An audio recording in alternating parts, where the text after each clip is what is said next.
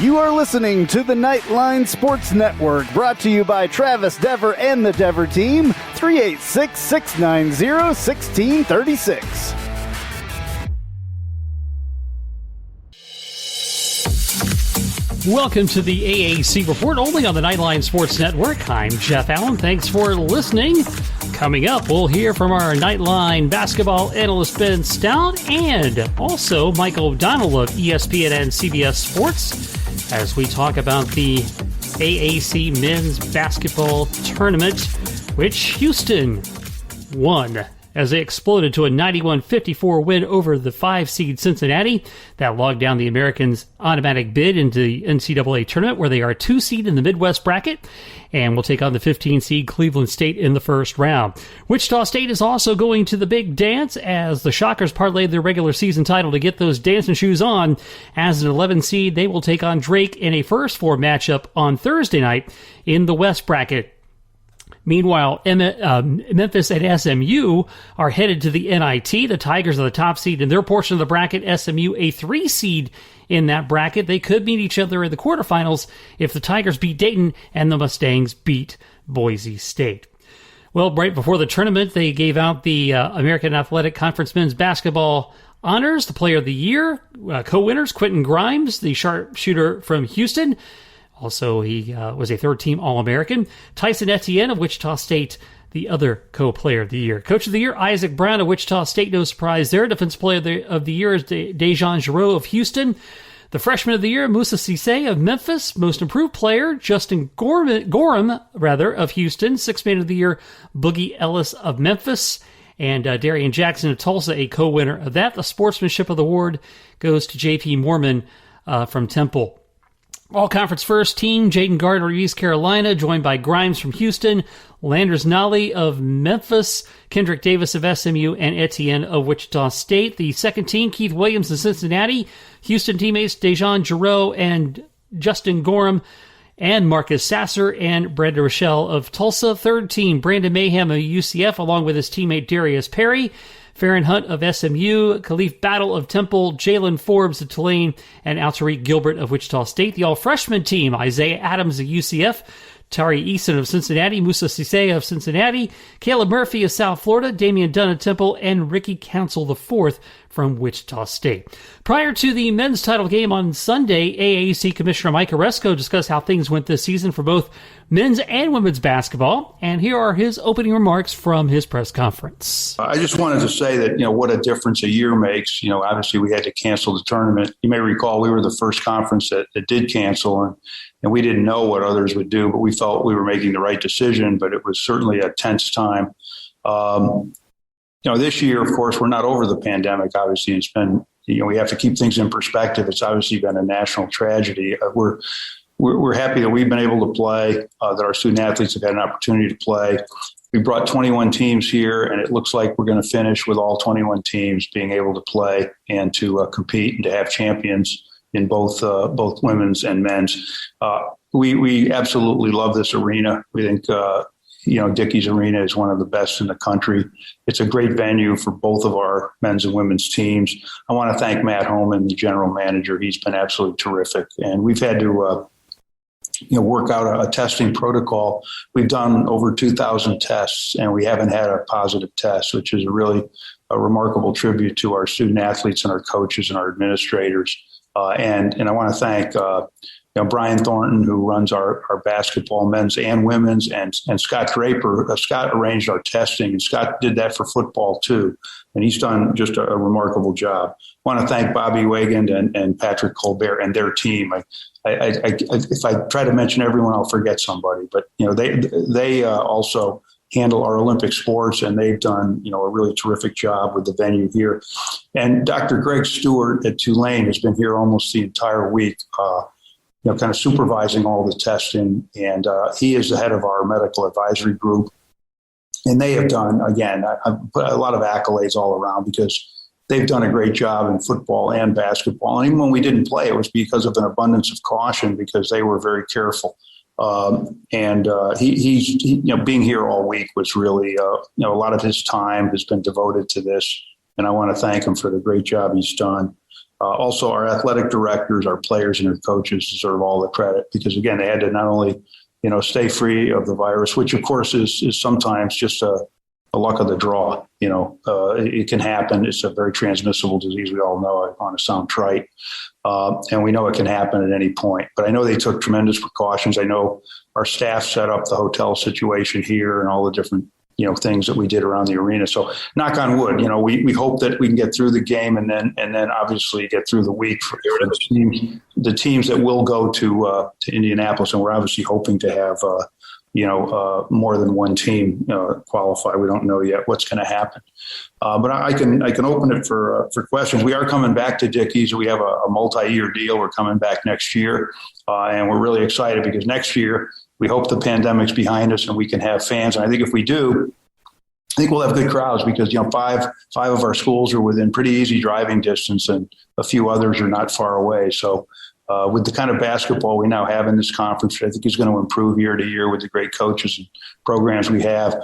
I think Dickies is going to be a great venue for the next few years. In the women's tournament, South Florida wins it by downing UCF 64-54. The Bulls claim the number 8 seed in the Mercado region and will face number 9 seed Washington State in Austin. Conference runner-up UCF also heard its name called as the number 10 seed in the Alamo region, and they will open the NCAA tournament against a number 7 seed Northwestern. The Houston Cougars, who had hoped to land an NCAA berth, are headed to the women's NIT along with Tulane. Houston expected to face San Francisco in the first-round action in the Fort Worth region, and Tulane and Illinois State set to collide in the Memphis region. Coming up next, Ben Stout, back once again this week. Our Knightline Sports Network basketball analyst will recap the AAC Tournament and the season with Ben right after this.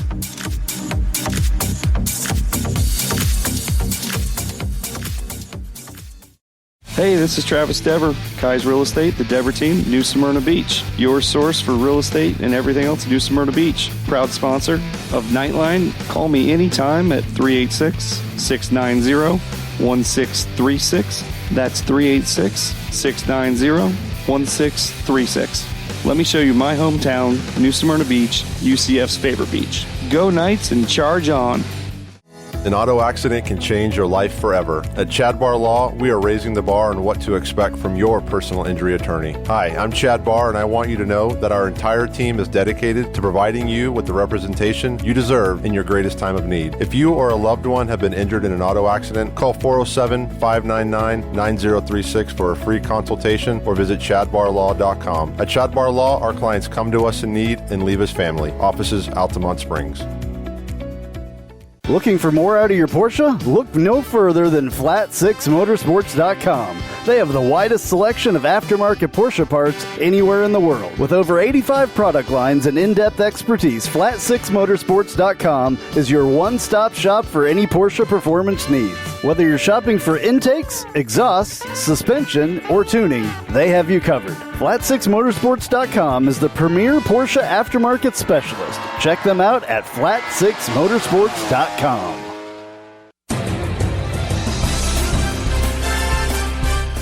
All right, we look back once again to the Knightline Sports Network's AAC report. Our basketball analyst, he is Big Ben Stout.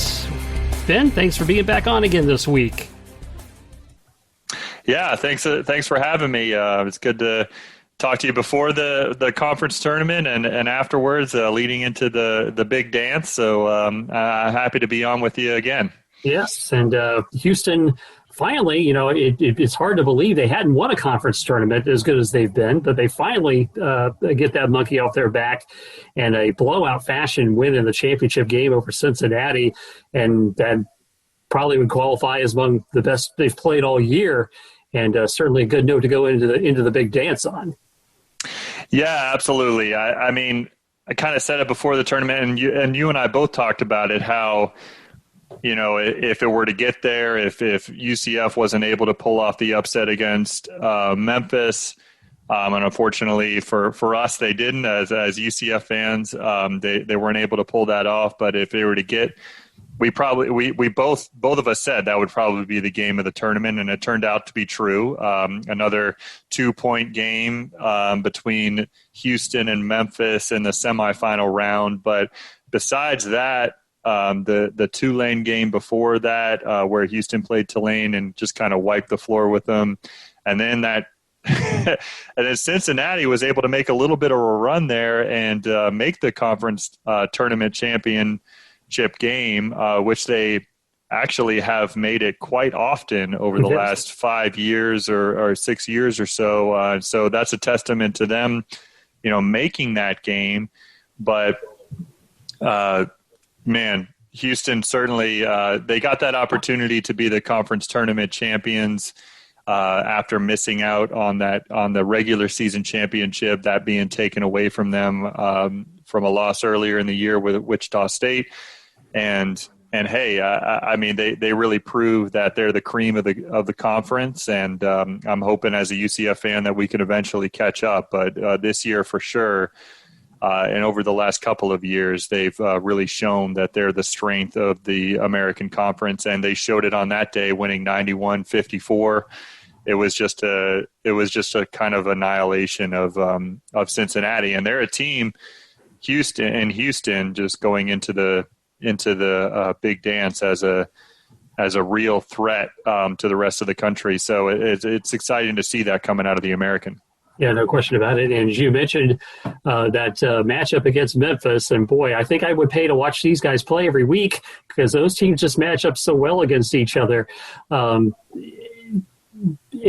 find it very interesting that, Memphis, 2 losses to Houston in the span of a week.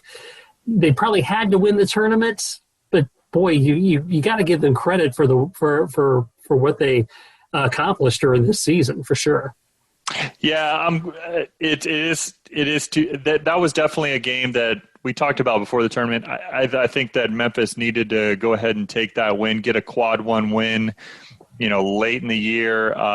Unfortunately, they weren't able to get that the last game of the season in order to kind of punch their ticket to the main NCAA tournament. And they gave them everything they could in the last two games that they played them, the last game of the season, and of course the semifinal conference tournament matchup. But really at the end of the day, I mean, Houston kind of showed what they are, right? They're poised down the stretch. They're a really good defensive team.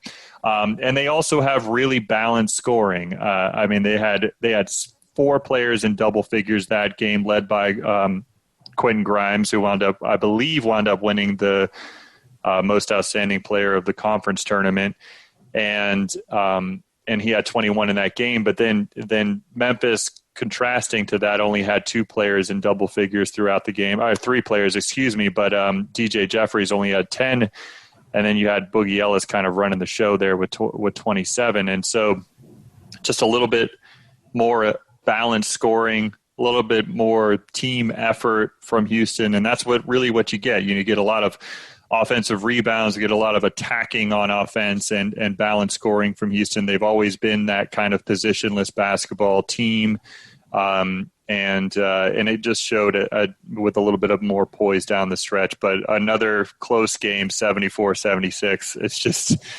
these guys really battle it out this year, and it would have been great to see if they wound up in maybe the same bracket if they would have made the NCAA tournament, see if we could get that matchup one more time this season. Because you never know, as much as those battles have been awesome this year, you never know, next year it could just be totally different, So. Yeah. And, and Memphis had to work to get to that Houston game. We will go Homer for a few minutes. So what I found interesting in that game, especially because UCF was beaten rather easily by Memphis in those 2 games that they had to play up there. And they got down in this game, and the fact that they showed the fight they showed to get back and actually take the lead late in that game, really was a good testament to, that the team has some fight and they got some gumption to them. Yeah, I really like seeing the fight.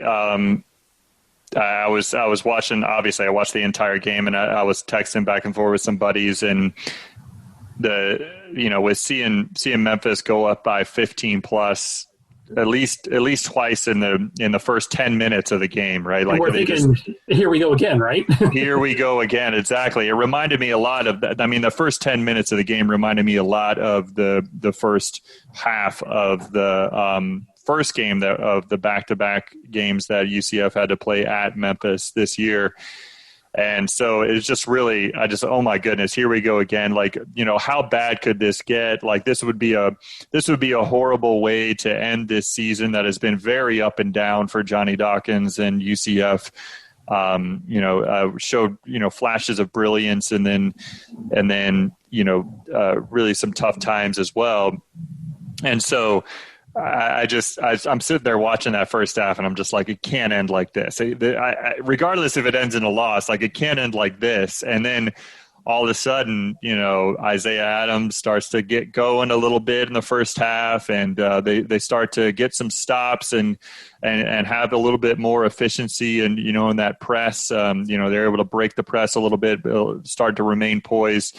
And then I believe, if I'm not mistaken, I think, it cut it to 4 at halftime. I mean, it felt like a miracle that I think at one point with about a minute left, we were UCF was down by 2, and so like it's right there, right? It felt like a miracle that we were even within striking distance at halftime.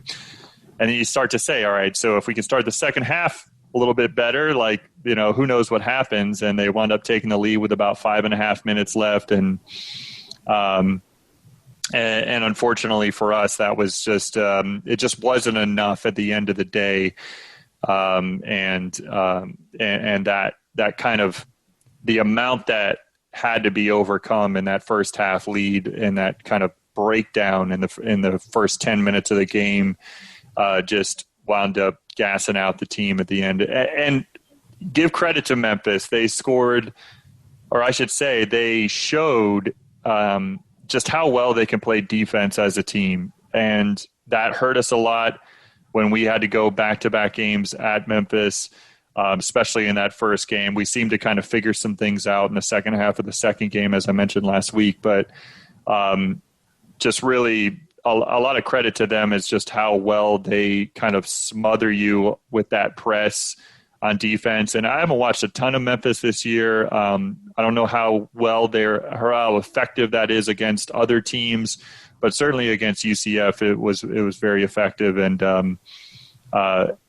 I can be satisfied with the amount of fight that UCF showed in that game, and be happy with the way they displayed that effort to never give up. But and the future is certainly bright with a lot of our key contributors being freshmen and sophomores this year. We're losing a couple of key seniors in Brandon Mahan and Darius Perry, who's a grad transfer this year. And you never know, Johnny Dawkins is going to get in next year as far as transfers go. We've got a really stellar point guard coming in next season. The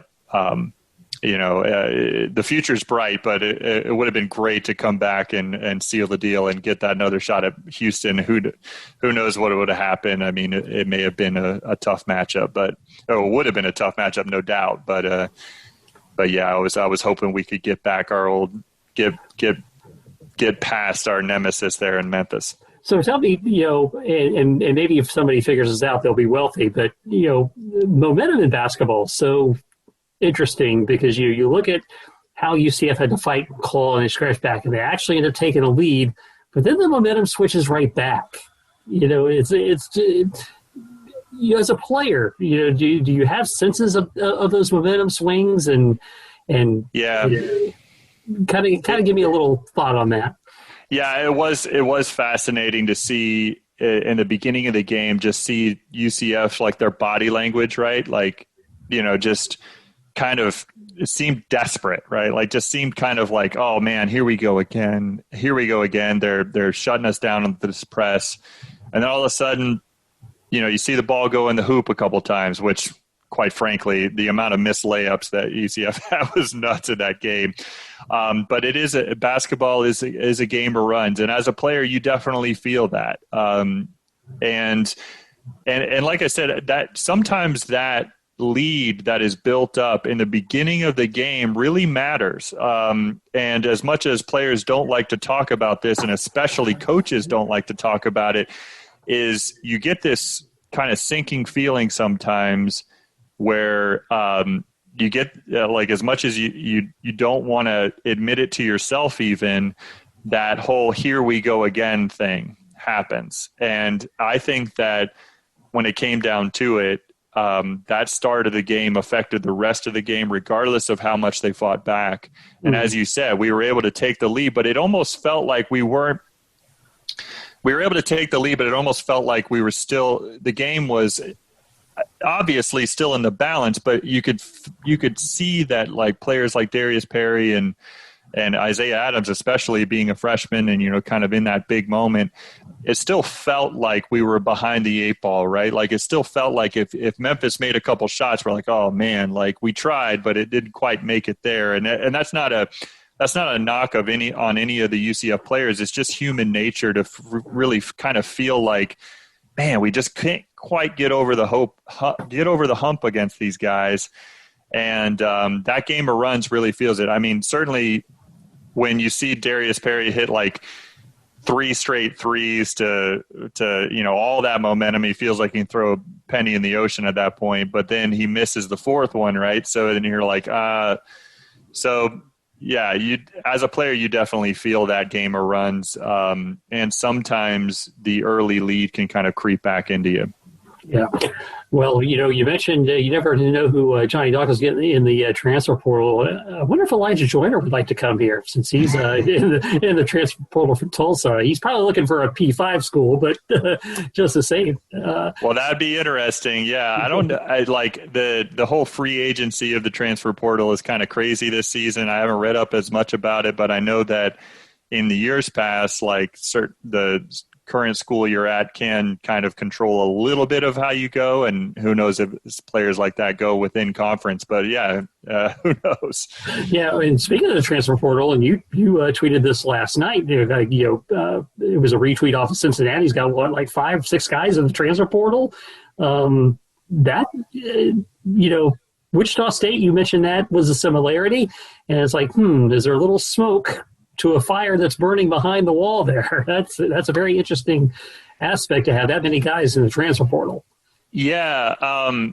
It felt like the Wichita, because we talked about this like literally this time last year when the Wichita State news broke of like it seemed like everybody was transferring away from them. And this instance, while it feels so similar to Wichita State, it's kind of strange in my opinion. I thought Cincinnati battled with COVID a lot this year and had their ups and downs, but it never really felt like that would be the same situation, right? Like I don't know how much of, obviously not being around the program at all. It seemed like a little bit different situation. Like it didn't seem like it was building up over the course of years like it was with Greg Marshall at Wichita State, It's just confusing, but potentially it could be a result of just the first year of kind of this free agency that we're experiencing, right? Like I remember 2-3 years ago, Johnny Dawkins talked about how like the year prior to that, when he was talking about it, the year prior, that there was like something like 300 eligible players in the transfer portal. And then within like 2 seasons, it jumped to like 900.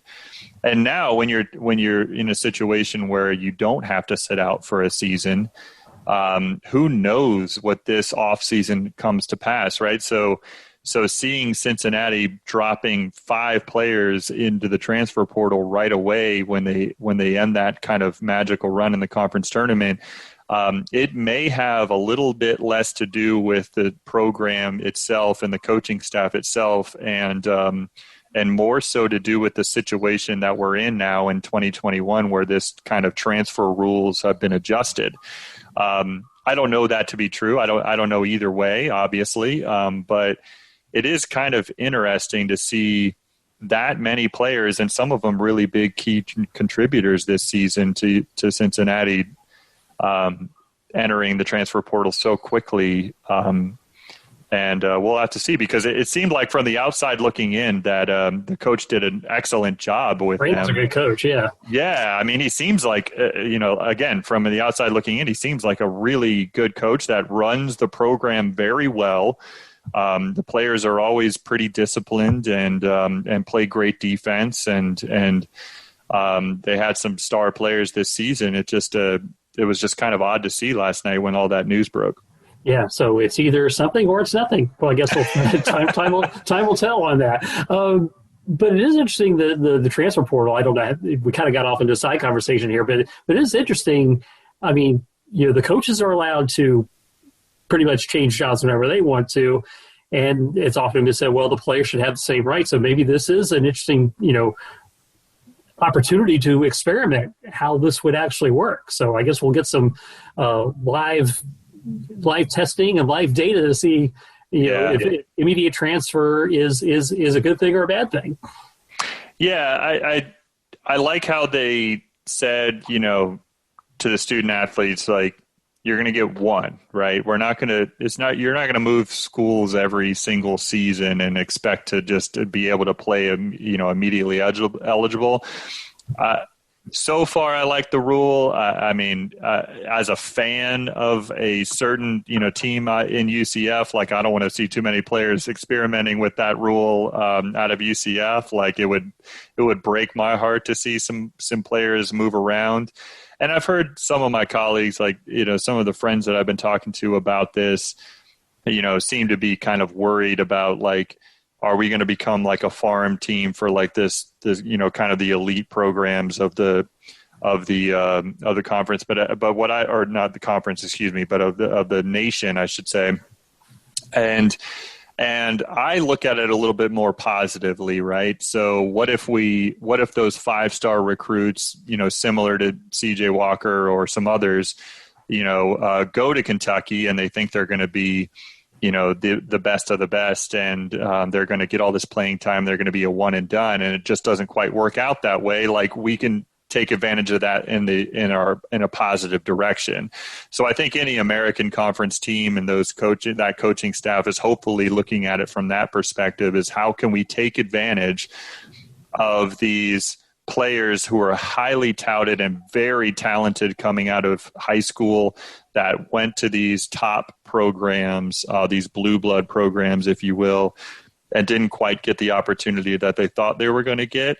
If we can kind of establish those relationships early on, who knows what we could capture later on. So that's the positive aspect that I like to look at. Certainly, I would love not to see any of our good players move in the other direction. Yeah. Well, just a quick thought on SMU Cincinnati. I mean, for a team that hadn't played in a month, I thought SMU accounted for themselves pretty darn well.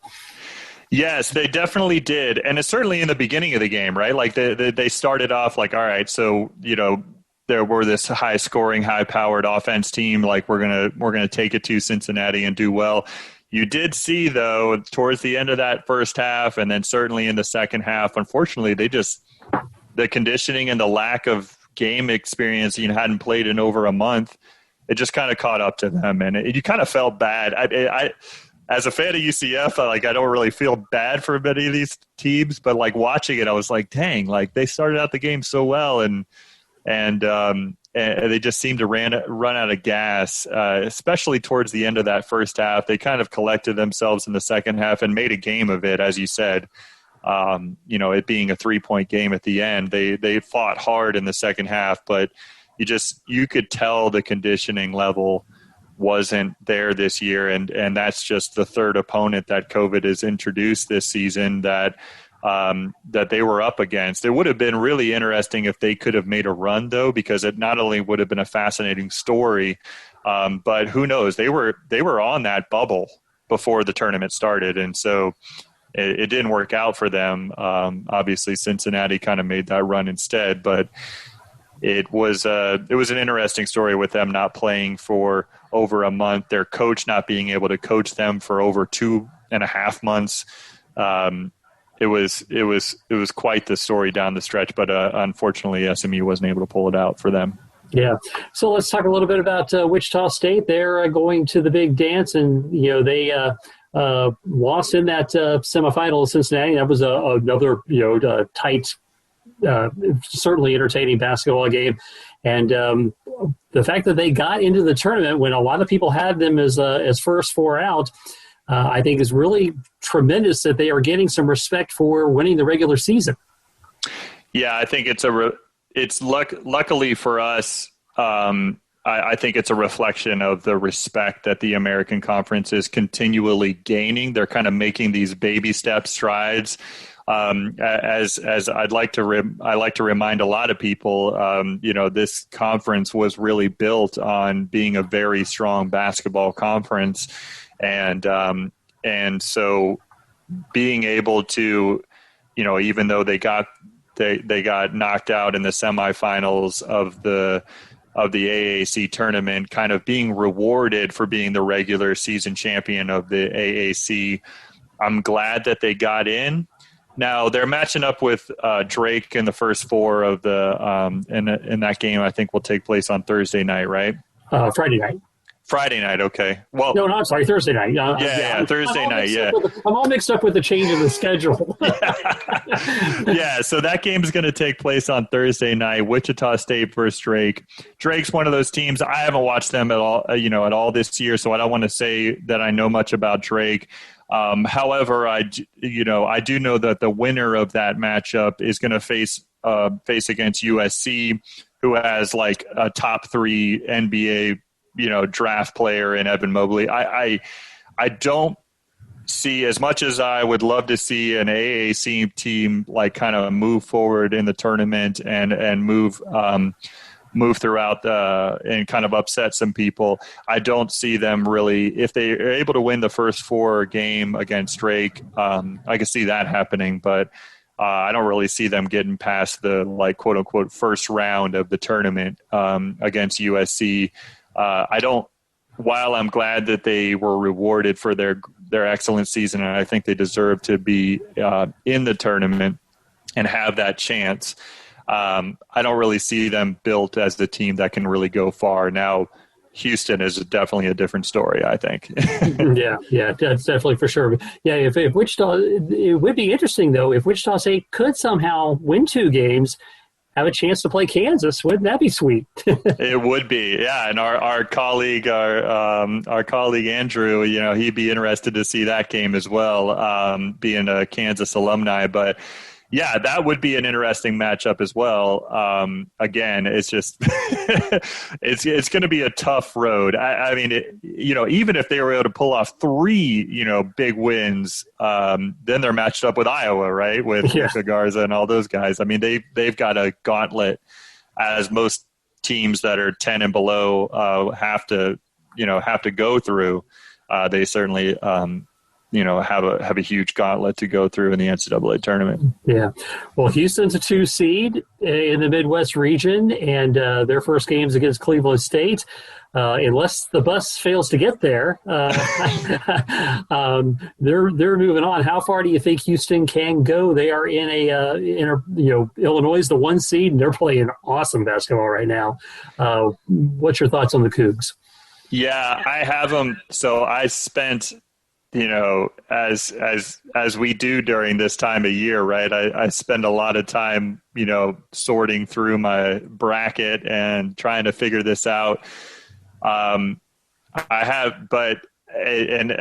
guess I let my own biases creep in and let my own experience in watching Houston a decent amount this year. More so than Illinois, even though I have watched a few Illinois games in this year, and they're a tough team. I actually have them in that 1-2 matchup with Illinois. So getting to that game. And then, I went back and forth for a while between those 2 teams, and I have Houston prevailing. So I do have them making the Final Four matchup, in my bracket against Baylor. I just think that they've just got this mix of basketball that is just built for the tournament. They've got experience, they've got athleticism, they play defense really well, they crash the offensive glass. They can beat you in multiple ways, but they're all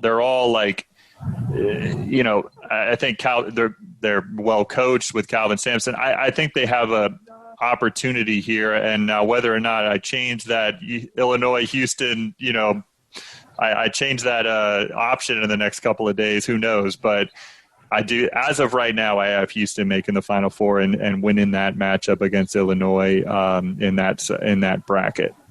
Yeah, well, since I'm playing in your bracket pool, I did write that down. Well, I don't know. So yeah, we could talk about it afterwards, Jeff. But if you go a different direction, it may work out pretty well for you. But actually, I think Illinois has a very as good as they are. They kind of have they don't have an easy road either to even get to that game. I mean, they got to go in at least in what I've chosen. They got to go against Georgia Tech, who is a team that won the ACC championship game. Went up against a team in Florida State that is, all big, and they're very efficient offensively, and they can play great defense. And they went up against them, and with their very kind of wild defense that they have, they switch like crazy between zone and man to man, and they're all over the place. They were able to pull that one out, and then they get through that. They're going up against either Oklahoma State, Tennessee. Who knows what that matchup has? And if it is Oklahoma State, that's a top 10 player in Cade Cunningham that they're going up against. It's just Illinois doesn't have an easy stretch getting to that Houston game if that game were to happen. So who knows? Yeah, because even in the second round, I mean, if it's not Georgia Tech, they would play Loyola Chicago, who's having a hell of a season. So yeah, absolutely. Yeah, you never know. You never know what could happen there. So yeah, so it is definitely interesting there. So the AAC got 2 in. I mean, I thought that it was such fearful that we were only going to get the automatic bid, so we were able to get that extra bid. So that's definitely good news. It would have been nice to get 3, but it's a tough year for that, obviously. And then in the women's tournament, we got the UCF South Florida rematch that South Florida prevailed in. So the Titans went at it once again, and both got into the NCAA. South Florida is an 8, and UCF is a 10 seed, which a little insulting if you're looking at it for that aspect, but good news for the American getting their 2 best teams into the field. Yeah, it definitely was. I think for sure, as much as they're our rivals and we like to rag on them as UCF fans, I thought USF seeding was pretty insulting. And I think that's the national perception of our conference. It's probably the reason why we're all super, glad that UCF got in as an at-large, right? And it was down to the wire where they were pretty much the second to last team in the tournament as an at-large team. They were probably the 63rd team, I guess, if you say it that way.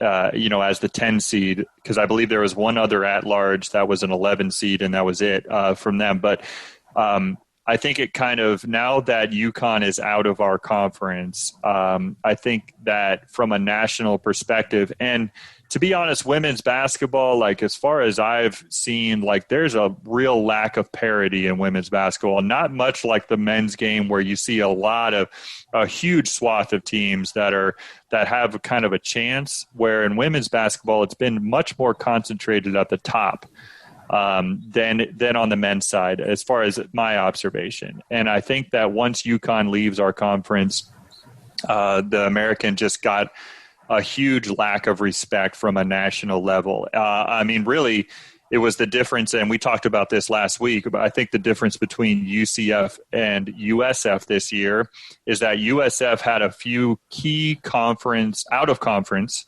wins to start the season, and UCF, while they played they won an SEC game, they won an ACC game. It was the bottom tiers of both of those leagues that they won, and a team that wound up being ranked later in the year was the kind of only loss for UCF out of conference. And so that difference was razor thin between those two teams all year, and USF kind of reaped the benefits because they won a couple of big games out of conference.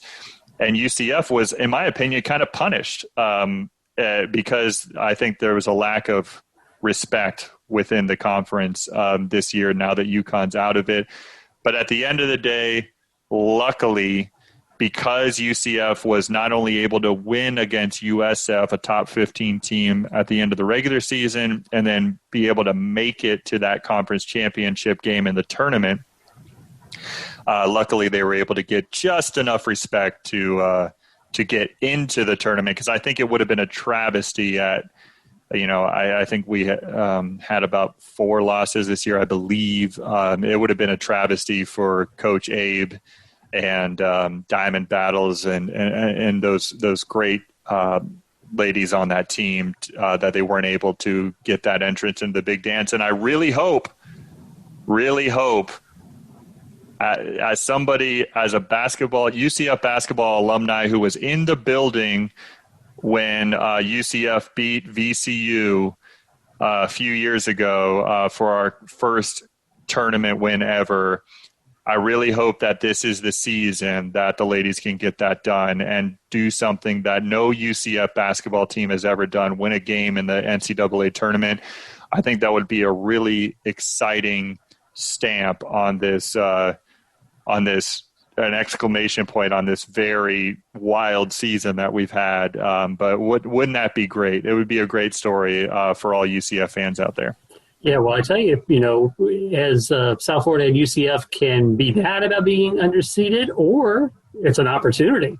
Because being underseeded could certainly be a good pathway maker for them, if not anything else. So that'll all be interesting to see. Well, Ben, as always, this has been great talking basketball and talking hoops with you. I always enjoy the conversation, and look forward to hopefully winning some money in your basketball pool. We'll see. I'm going to give it my best effort as well, my friend. And I'm due. I haven't won a pool in many years, so I'm due. So anyway, Ben at Big Social 32 on Twitter. You can follow him on there for commentary, I'm sure, throughout March Madness. And I'm looking forward to the weekend and getting this baby underway. Me too, Jeff. And thanks as always for having me on. This is the greatest time of year for sports, in my opinion, and I know you share that one as well. And great talking with you about it. And we'll certainly be talking throughout the tournament just to see how things go. But March is here, man. It's exciting times. Absolutely. Thanks, Ben. All right. Thank you. And when we come back on the AAC Reports, I'm going to bring you a conversation I had with Mike O'Donnell on my Jeff Allen Sports Talk podcast. Mike, of course, the analyst with ESPN and CBS Sports. And we'll get his thoughts on the conference from this past year and the tournament as well, right after this.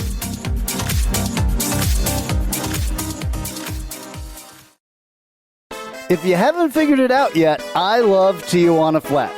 I would love them even if they weren't a partner with us on the Knightline Sports Network. They have all kinds of great Tex-Mex food, and it's fresh, by the way. Made to order burritos, tacos, enchiladas, chimichangas, quesadillas, bowls, nachos, and taco salads. And if you haven't tried the queso, you are completely missing out. It is the best queso that I've ever had in my life. Absolutely hands down. And the sauce bar that they have, everything from wild to mild in there. Absolutely awesome, awesome stuff. Not only do I love the food at Tijuana Flats, but I love the company, a UCF-born company. And they give back to the community with the Justin Queso Foundation. So head to your local Tijuana Flats. Tex-Mex for everyone.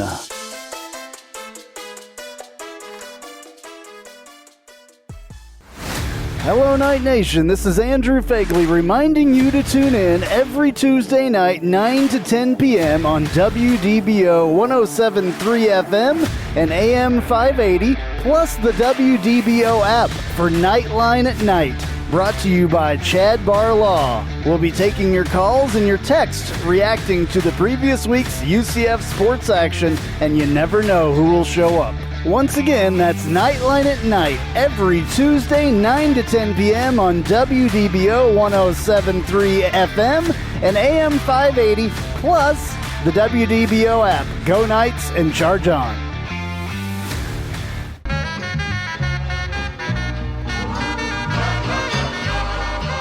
Welcome. This is a promo for the Take a Left at Albuquerque podcast, new to the Knightline Sports Network. You should listen to it. I say things like this. We need to stop blaming Jerry because we would do the exact same thing if we owned the Dallas freaking Cowboys. Do you know how much fun it is to own the Dallas Cowboys? My guests will say things sometimes like this. It's the Lord of the Flies thing that happens when they don't understand that things are wrong. Spoiler alert, until Piggy dies. Lord of the Flies has been out for like 100 years. I don't even know. Yeah. Sorry to everyone at home who I spoiled the book for. A book's been out for like 90 years or something. And sometimes, rarely though, I'll say really stupid things like this. If they don't make it out of the West and the Raptors get to the finals, I will go on either this show or whoever's show and say that Kawhi Leonard is overrated because I have too much evidence of it. New episodes drop every Friday with me and some of my good friends right here on the Knightline Sports Network.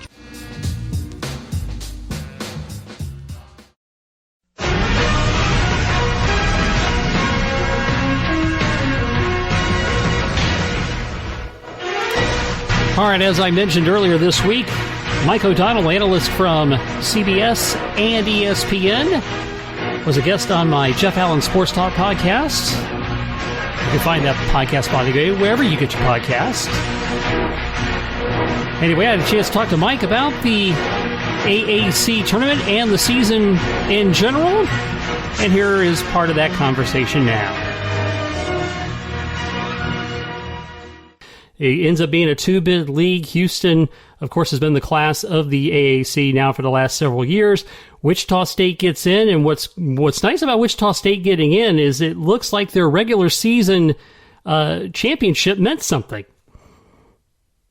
It absolutely did, because their net was not as good as Memphis's, or their RPI, or their Ken Palm rating. So winning the conference championship really mattered. I think their quad one wins, their quad one win record also mattered as well, as Memphis really didn't have that marquee win or wins inside of quad one. And Wichita State, they're playing Drake, who went on a tear in the regular season, looked like they were going to go undefeated, and Drake barely got in as an at-large team. But I think Wichita State wins that game. I think Tyson Etienne is the type of player who we are all going to enjoy, and the average fan is going to enjoy watching the NCAA tournament because he absolutely is a guy who can give you 25, 30. He's a three-level scoring guard in that he can he's a very proficient three-point shooter, especially coming off the pick and roll. He has a mid-range and floater game, and he's got this big, strong body as a sophomore. He's one of the best finishing guards in the American. And I've got them beating Drake. They would face USC. That's going to be a difficult matchup because you give the edge perimeter-wise to Wichita State. I think Wichita State's guards, Altery Gilbert, Tyson Etienne, are better than USC's guards. But then Wichita State's front court is going to have a lot of trouble guarding Evan Mobley, who, if he's not the first pick in the draft, which that'll probably go to Oklahoma State's Kate Cunningham, it'll most likely go to Evan Mobley. It'll be the second pick of the draft. He is a 7-footer who is tailor-made for the NBA, a future all-star in the NBA, and it's going to be difficult to slow him down. But I am picking the Shockers to advance to the second round in a matchup with Kansas, which would be a lot of fun. Oh yeah, that would be a sweet matchup for sure. And Houston, of course, is, like I said, they finally got their conference tournament championship to add to their trophy case, and they've been often talked about as being a potential Final Four team. How far do you see them going? I am so sad for Houston because they got stuck in the Midwest region with Illinois, who I think is the second best team in the country. What they did in the Big Ten tournament is remarkable. They are, to me, it's Gonzaga, Illinois, and then everybody else. And if Houston was in the South bracket with Baylor, or if Houston was in the East bracket with Michigan, not to take anything away from Baylor or Michigan, Baylor was the second best team in the country for a long time. I think we're starting to see some flaws in the Baylor Bears, but I see no flaws in Illinois right now, and Houston got stuck I guess it's the only time you're unhappy about getting a 2 seed is when you're stuck with maybe the hottest team in the country in Illinois. But I have them going to the Elite Eight. They have the third best adjusted defensive efficiency for Ken Palm. They are one of the best rebounding teams in the country. They are one of the best offensive rebounding teams in the country. They have the best man-to-man defense in the country. And I would say, I don't know if there's a team that plays harder in the country than Houston. They aren't as mediocre offensively as people think they are. They just don't play as rhythmic as other teams do. They are the best three-point shooting team in the American Conference, and they don't turn the ball over. They are also a very, very unselfish and very highly gifted passing team. And just because they don't score in the 80s and 90s doesn't mean they're not efficient on the offensive end. They score in the mid-70s. So, I mean, Houston would they're going to beat their first-round matchup, Cleveland State, and they would face either Clemson or Rutgers. I think that's going to be Rutgers. They would advance in that matchup. And then I think in the Sweet 16 you could see potentially maybe the most physical game of the entire tournament of a matchup of Houston versus West Virginia, who is just, anytime you face West Virginia, it's a combination of running into a big brick wall and trying to ward off 1,000 stinging bees. It's exhausting to compete against that press. And but I still like Houston advance. I think Houston gets to the Elite Eight. I'll be rooting for Houston because I'm a big fan of their program, but I don't know if they're going to be able to get past Illinois in the Elite Eight. And Houston had to pull out 2 victories over Memphis in the last week. Who had been playing incredibly well. Yes, and I think I could watch Houston and Memphis play every week. The way they match up against each other. Memphis coming up short of they had to win the conference tournament, I guess, in order to get in. But talk about the job Penny Hardaway's doing there. A lot of people were questioning Coach Hardaway earlier in the season, and I didn't question him. I think Penny has done a phenomenal job.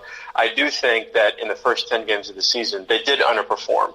I don't think they knew who they were. I think they were trying to play a brand of basketball that was a little bit more NBA style. And about halfway through the season, something changed, and they all of a sudden started really owning their defense, particularly in the press. And I mean, Jeff, you mentioned, you saw Memphis in that press. It is incredible.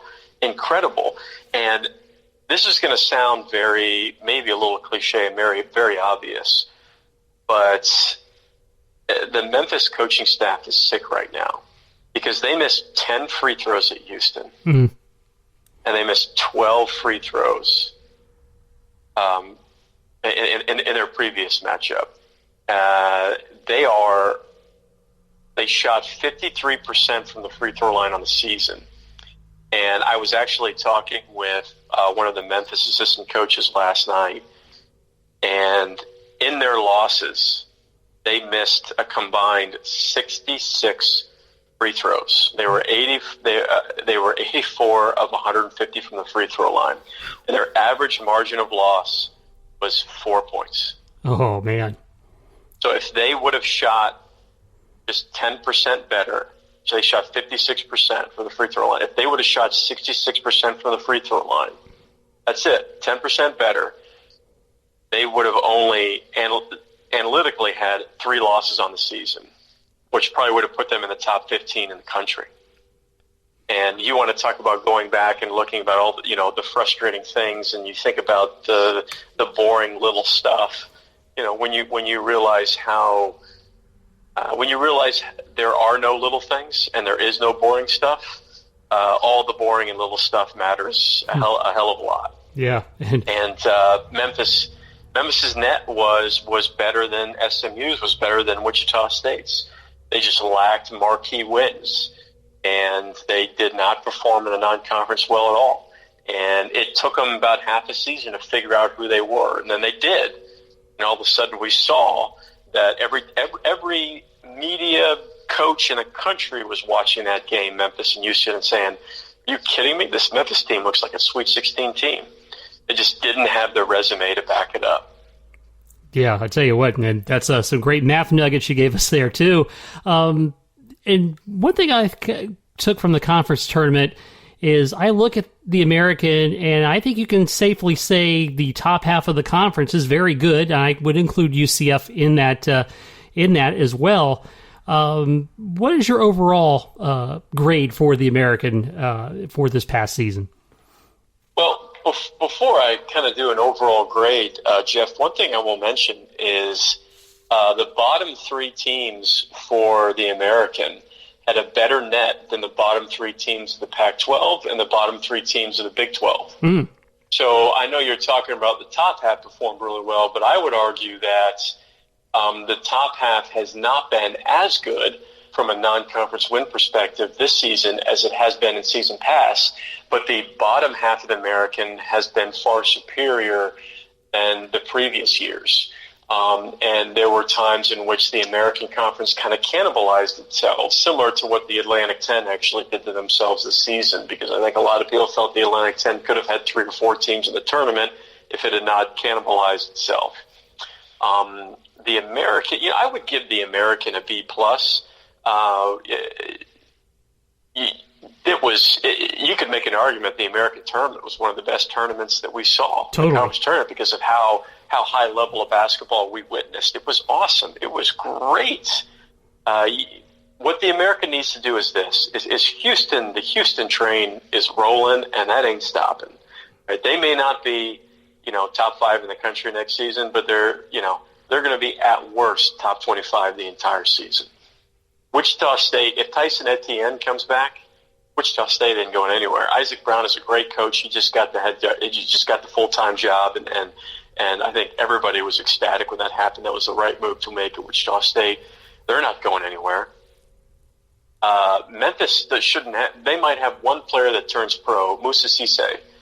He's going to probably turn pro, and that's it. And they're going to bring in some good recruits, and this entire Memphis team is going to be back. And guess what? They're not going to make the same mistake again. They're going to press for 40 minutes again.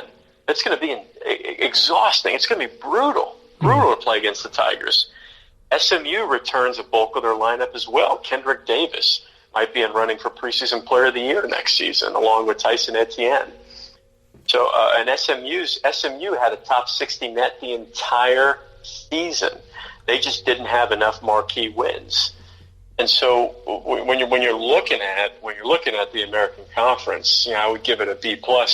What the American Conference needs to do is it can't just be Houston in the top 10 and then 4 fringe top 25 teams. And the way that changes is that in SMU, Wichita State, Memphis, those 3 teams right now need to have marquee wins in the non-conference and no bad losses leading into the conference tournament. Until the American has 3 to 4 teams consistently in the top 25, which I think they can, that's when the conversation changes. Because to me, the American Conference from top to bottom is better than the Pac-12. I will happily go net to net with anybody and non-conference wins and analytically, and I think it's a better conference than the Pac-12. I do, especially if you take the last 3 years. Yeah, and now. The other thing that needs to happen is a program like UCF. UCF cannot beat Florida State, Auburn, and Cincinnati out of the gate, and then lose 7-8 games in a row. Right. It cannot happen. That it can't be. You can't have. I guess the best way to describe it, you can't have fluke non-conference wins. Those can't exist anymore for the American Conference. It has to be the American Conference is the conference of grit and defense. When you look at the American Conference, you took the top 30 adjusted defensive efficiency teams in the country. There's going to be at least 4 or 5 American Conference teams in there. Always, every single season. It is not a brand of basketball that is always going to be appeasing to the eye, but they are some of the best defenses and most physical defenses you will face in the country, regardless of conference. Yeah, and of course, Cincinnati's in that conversation. And kind of want to go back to Wichita State for just a quick second, because you mentioned Isaac Brown getting the head coaching job full time. The Greg Marshall situation really could have been a huge blow to them coming into this season. Can you relate to what Isaac Brown did to weather that storm? I don't know if anybody's going to be able to answer that question until a couple of years, but if I had to make a guess, my best guess would be this is one of the few times to where playing college basketball in a global pandemic could be to your advantage. And what I mean by that is, you want to talk about having no distractions, right? You have to isolate in your room. You're not allowed to leave your dorm room until you go to practice. You're not going to class. Everything's online. You are in your dorm, you're at practice. You're in your dorm, you're at practice. And that eliminates a lot of distractions. A lot of distractions. So this was a time to where if you're talking about bringing in an interim coach with, a very difficult situation just mentally and emotionally for the players, and you're able to totally focus on only one thing. And that only thing isn't even about winning games, Jeff. That only thing is about finding practice time. Because there were times where programs just couldn't even practice because guys would test negative, or there was contact tracing issues, and it would take out 7 or 8 guys, and you'd have to shut down for 2 weeks. Most teams didn't even focus on winning games. Most teams focused on just getting on the practice court. And Wichita State was one of those teams that they could just get on the practice court every day and focus on that. They were going to be able to find their identity, and they did. And they found their identity. They found their identity through offense and pushing pace and tempo. And they did that as well, if not better, than any team in the American Conference with Tyson Etienne and Alterique Gilbert. And I think, and this is, by the way, I'm not pulling credit away from Isaac Brown. Not to say that he could have done this if it was under normal circumstances. I just think it really helped him in that if you're totally laser focused on the basics, because that's all you can be. You don't have screaming fans. You're not walking into a restaurant and having people come up to you and asking you about the Greg Marshall situation. You're not walking into class and having students ask you about the Greg Marshall situation. College basketball at Wichita State's a religion. Mm-hmm. So you didn't have any of these massive distractions. You were able to put on the horse blinders and go to work. I just think that really helped Isaac Brown. And that was my conversation with Mike O'Donnell on the Jeff Allen Sports Talk podcast. You can catch that full conversation on my show wherever you get your podcasts. All right, let's get to Players of the Week across many sports, starting with baseball. Player of the Week, Connor Norby, second baseman of East Carolina, led the Pirates to 4 wins last week, including a sweep of Charlotte, batting .412 with 3 runs scored on 3 home runs, 7 RBIs. Pitcher of the Week, Carson Wisenhunt of East Carolina. He earned the win in a 3-1 win over Charlotte with 7 innings pitched and only allowing 3 hits and 2 walks, 10 strikeouts. Softball Player of the Week is Madison Perrigan of Wichita State, batted .500 with 2 home runs, 5 RBIs, a .400 slugging percentage, and 4 runs in a 3-1 week for the Shockers. Pitcher of the Week, Gianna Mancha of UCF, virtually unhittable for the second straight week, throwing 20 scoreless innings for the Knights, logging a 3-0 record, holding opposing batters to a 106 batting average against. Women's soccer, the offensive player of the week is Paula Leblich of South Florida. 2 goals, including the game winner in the Bulls' 3-0 win over Tulsa.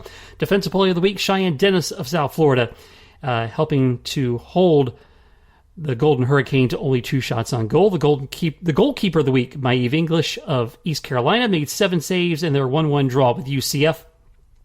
And the rookie of the week, Lexi Endress of Temple, scored the equalizing penalty in a come-from-behind 2-1 victory over the Owls at Cincinnati. Men's soccer, the offensive player of the week, had Adebayo Berry of UCF, his first goal of the season in the 11th minute, and held up his game-winning tally in a 2-0 win over Number 9, SMU. And the Defensive Player of the Week, Pierre Cayette of Temple. Second straight time after Temple posted a clean sheet in a scoreless draw with Tulsa. The Goalkeeper of the Week, Yannick Odell of UCF, totaled 8 saves in that SMU victory. And the Rookie of the Week is Oscar Rosano of South Florida. That's another Rookie of the Week honor for him. Second career goal in their 3-1 win over Memphis. Volleyball.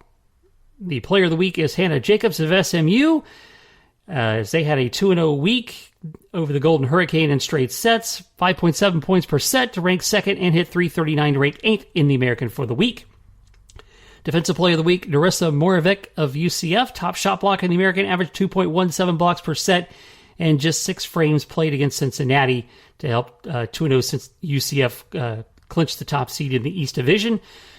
Turning to golf, the Men's Golf Player of the Week, Mac Meisner of SMU. He was the top finisher at the Valspar Collegiate in a field that featured 9 top 40 teams and 18 top 100 rank individuals. He tied for 4th place at 6 under 207 with rounds of 67, 69, and 71.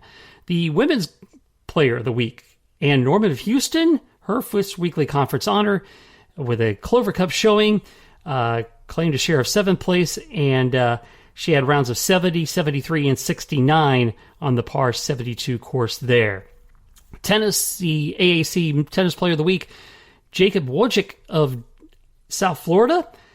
He won 5 singles matches at the number 2 position and went 3-2 in doubles play in a 4-1 week for the Bulls. Women's Tennis Player of the Week is Jackie Nylander of SMU.